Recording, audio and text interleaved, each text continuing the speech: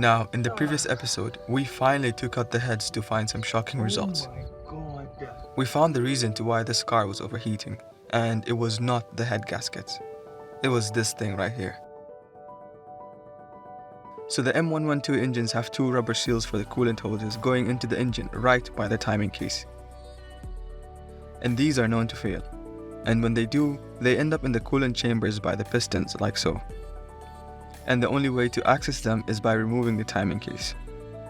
But to take out the timing case, you need to access the 4 bolts which are inside the oil pan.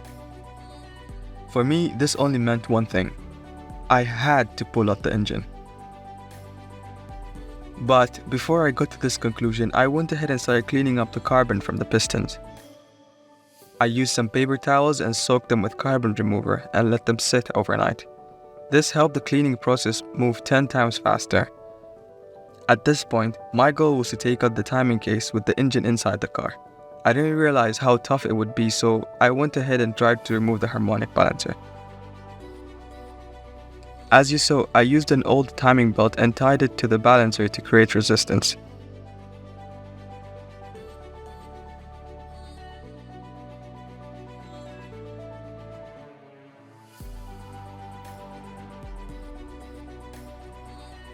I couldn't do it myself, so I asked my brother to help while I sat there and recorded.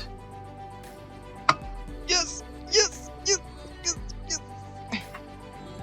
Almost there.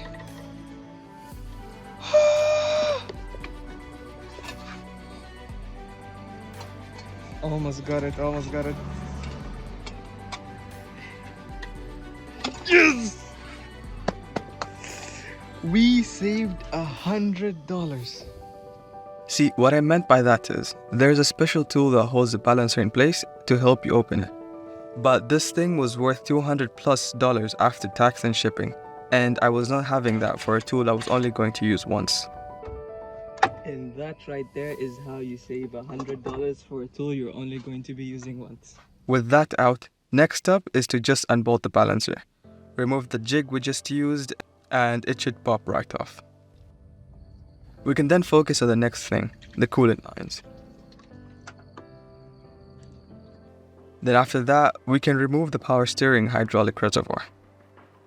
When taking out the engine, you don't have to do this step, but again, at this point, I thought taking out the timing case was easy. But I guess not. Then I opened the workshop manual and I realized that you can only access the lower bolts from the inner oil pan. So I started disconnecting the wiring harness from the engine.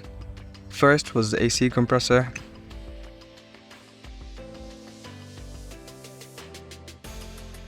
Then it was the knock sensors. And the rest just followed. I went ahead and started draining the oil, and I honestly thought I'd get some milky oil, but it was clean. So that was a good sign. Now, I want to apologize, but I didn't record the rest of the process as I brought someone to help. Let me explain. I didn't want to buy an engine hoist as it was too expensive. The cheapest one being over $300. And I wanted to keep this build as cheap as possible. To get a mobile mechanic, it was just $70 per hour, and he came with the jack. So I decided, since this was the first time attempting this, let me just get a professional to help and I can watch closely to learn, which I did.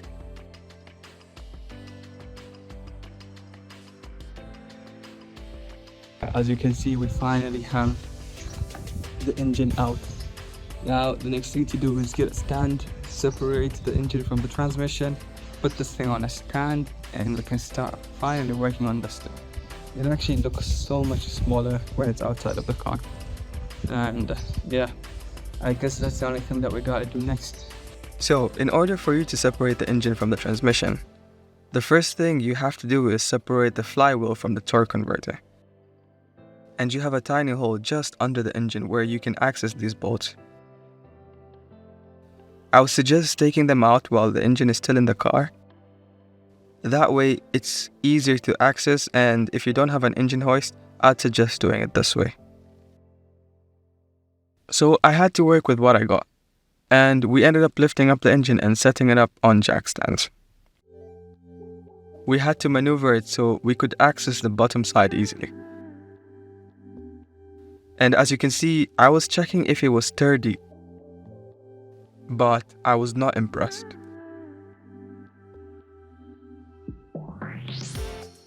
With the wooden pallet now out, we had more access to lift the engine.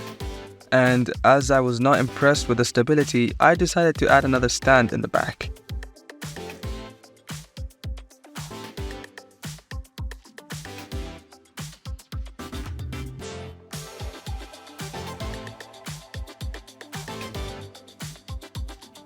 I then added more stabilizing wood up front, and this thing was not going anywhere.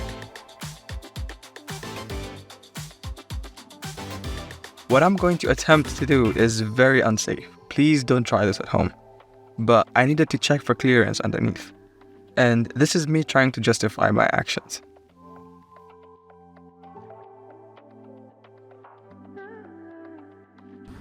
Alright, finally, the moment of truth. So we finally got those bolts out. So it's just another hex nut, and 6 of them. So you have 2 per. So they're going to be 3 at 3 positions aligned, and it's 2 per. You just have to remove them. They're not really hard to remove. I wish I knew I could have removed them quicker when they were in the car. But since here we already have it done. Now the next thing to do is actually, I want to remove the bottom bolts, Torx for that's holding the transmission to the engine, and then lower it down back to the brake, and then focus on removing the rest on the outside, and then we can finally separate it out. That's the next gasket, and then once we're done with that, we're going to open up something amazing. I will later show you where those bolts came from, but it's such a tight spot under the engine and I couldn't really show it to you. But this is me removing the transmission lines going into the radiator. With that out, I can start unbolting the lower side of the transmission.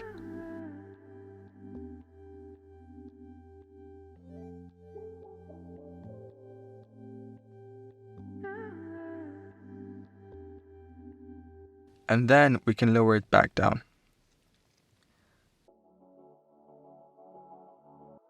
So I decided to give you a side view of how we lifted up the engine in the first place. A lot of balancing had to be made. It's not impossible, it just takes longer.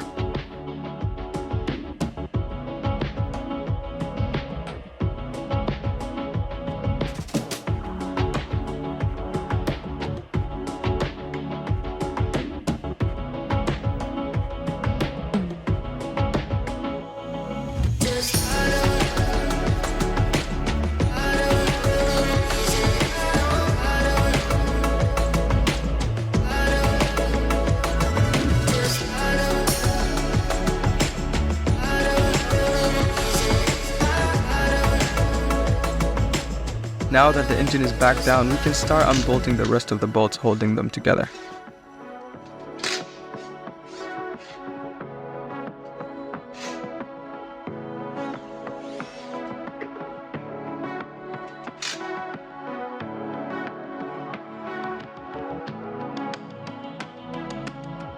And just like that, it opens up. But we ended up forgetting one more line that was connected, so we set that to the side. And now we have the engine separated from the transmission. I am so excited and I'm so happy.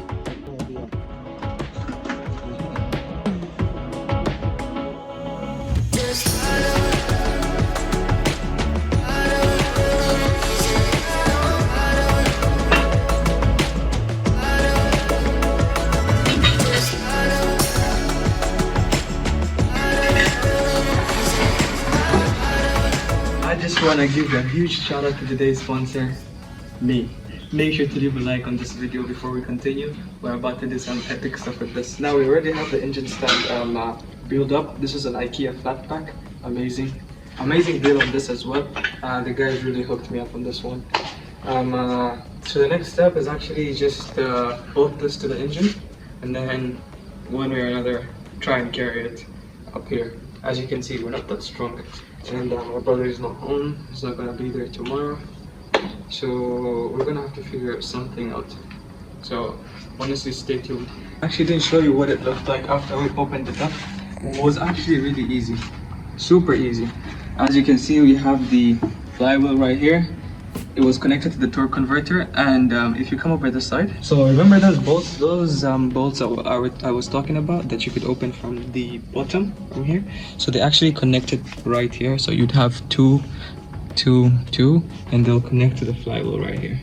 Two right here, two at the bottom, and two as well on this side. So the next thing to do is just take the plug this on the stand and tear this thing apart. I'm not gonna go too deep with this. I'm just gonna remove the timing case and the oil pan. I'm not gonna try to do anything with the pistons because it's basically going to be a complete engine rebuild, and I'm gonna try and avoid that because it's gonna get expensive. Anything after the piston is super expensive. So yeah, I'm gonna leave it at that. And now we have the engine mounted to the stand. Next thing to do is to move it over to the stand.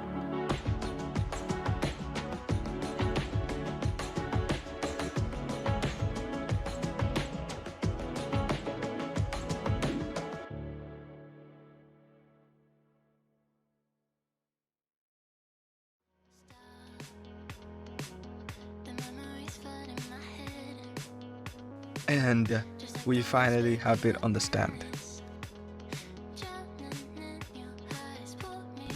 So we finally got the engine on the stand, and I can't lie, I'm excited to finally reach this milestone.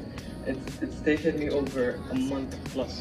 I mean, now we finally have it here. Next thing to do is flip it around, remove all we gotta remove, the pan, the timing case, change whatever we got to change, and then put it back together. Hopefully it's going to be a 1 or a 1 weekend job, to be honest. Hopefully, that is what I'm aiming for. 1 weekend job, we're finally done. Put it back to the transmission and put it back in the car. So honestly, I appreciate you guys watching all the way to the end, and if you haven't, make sure to hit the like and also subscribe, and I'll see you guys in the next one. Peace out.